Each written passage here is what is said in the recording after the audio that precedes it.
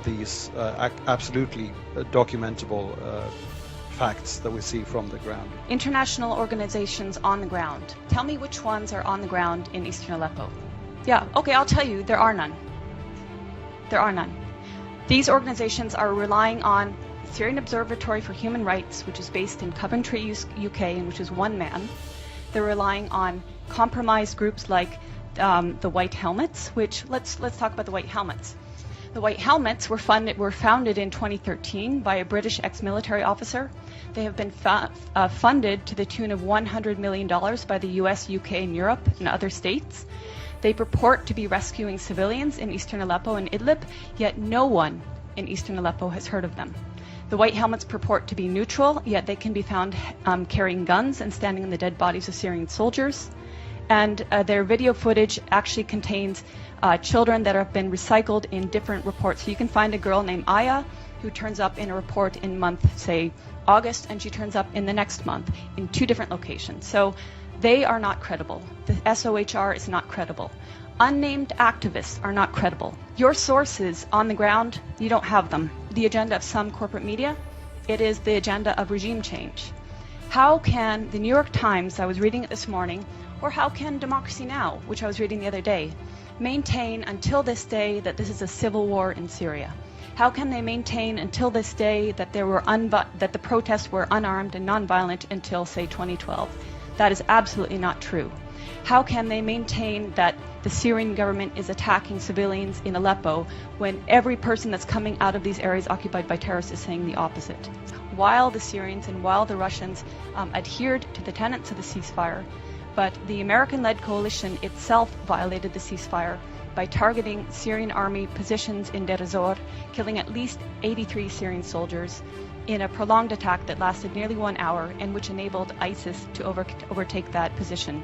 What you hear in the corporate media, and I will name them, BBC, Guardian, New York Times, etc., on Aleppo is also opposite of reality. And they have manufactured stories, and I can give you a precise account. In April of this year, there was a hospital called the Al-Quds Hospital, which in a concerted effort, all media said was attacked and targeted and badly damaged by either the Syrians or the Russians. In fact, the Russians had satellite imagery showing that this hospital was in the same shape that it was in October 2015. No difference. Therefore, it was not attacked. Months later, The Guardian, which is a prominent British newspaper, actually said the Al-Quds Hospital that it had alleged months prior to be attacked and destroyed was treating victims of so-called chemical weapons attacks. So even the media that is lying is inconsistent in their lies. And hopefully, above all, the US will stop supporting terrorism and stop funding terrorism.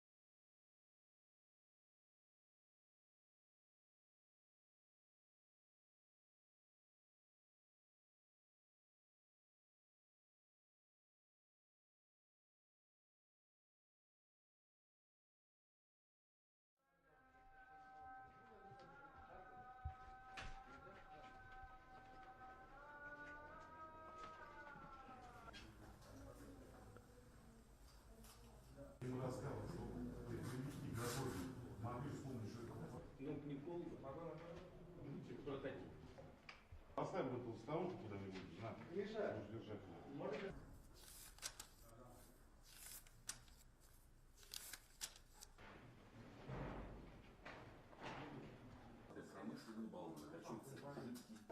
Нет, право. Да, только аккуратнее. Так, сюда. Так, ну. Ничего, другой стороны. Кульдубин там, Германия.